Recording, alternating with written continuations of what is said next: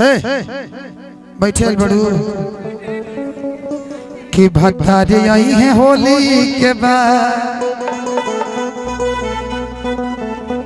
कि देवरा तो गइल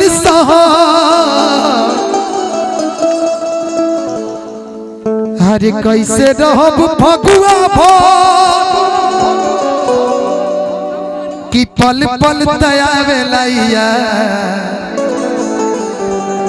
भतारी आई है होली के बाद। बोला का करबू भैया, बोला का करबू का करबू का करबू। ढोड़ी में तेल लगई हो, तेल लगई हो कि केकरा से ले हम सवार भतारी आई है होली के बाद। केकरा से ले हम सवार भतारी आई है होली के बाद। देवरा तो गइल सहर कैसे रहब फगुआ भर पल पल दयावे लैया भतारी आई है होली के बाद।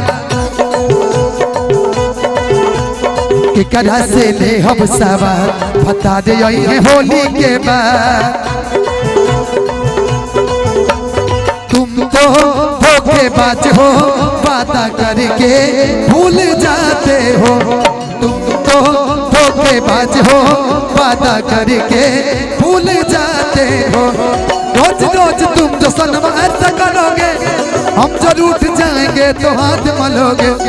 तुम भी बड़ी चालाक हो मुस्कुरा के दिल जलाते हो।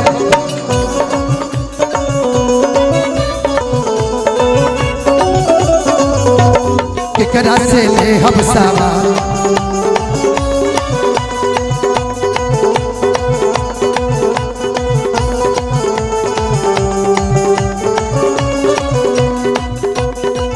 सुना हमर तड़पे जवानी कैसे मनवा के बानी जब बहे फगुन हटा के आगी हो।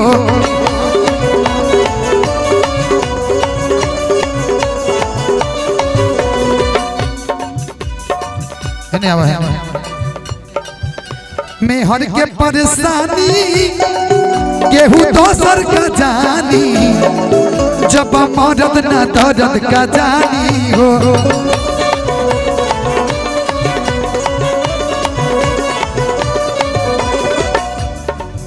अरे मजा कुली होई बराबर, मजा कुली होई बराबर भतारी आई है होली के बाद। बोला का करबू केकरा से ले हम सवार भतारी आई है होली के बाद।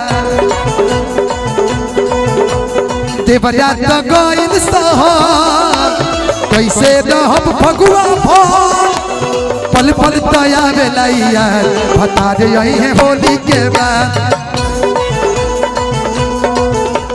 केकरा से ले हम सवार भतारी आई है होली के बाद।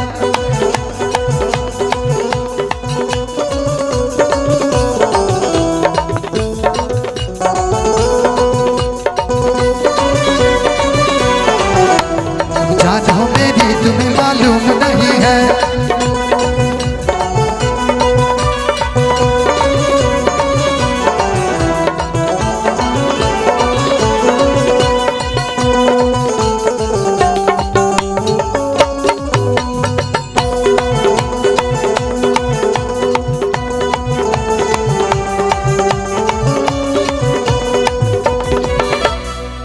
गीत की लास्ट लाइन काहे कोई लगावा नवा श्याम देहाती सजनवा जब जाए के रहे लोधी नवा हो।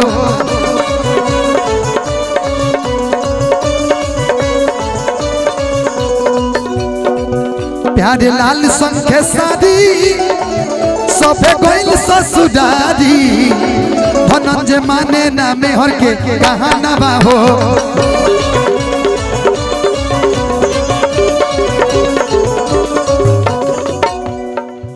काहे कोई लगावा नवा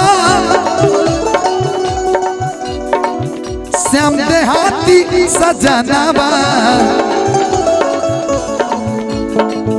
जब जाए के रहे लुधियानवा हो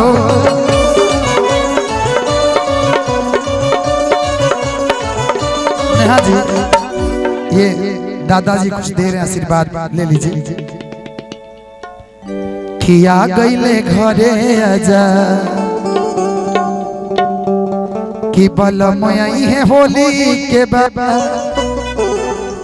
म्यूजिशियन को दे दीजिए हाँ कि करा से ले हम सब बता दे आई है होली के बाबा बोला करब के बजा तो गोइल सहर कैसे रहब फगुआ भर पल पल दया बेलैया बता दे आई है होली के बाद बोला करब केकरा से ले हम सवाल बता दे आई है होली के बाद केकरा से ले हम सवाल बता दे आई है होली के बाद केकरा से ले हम सवाल बता दे आई है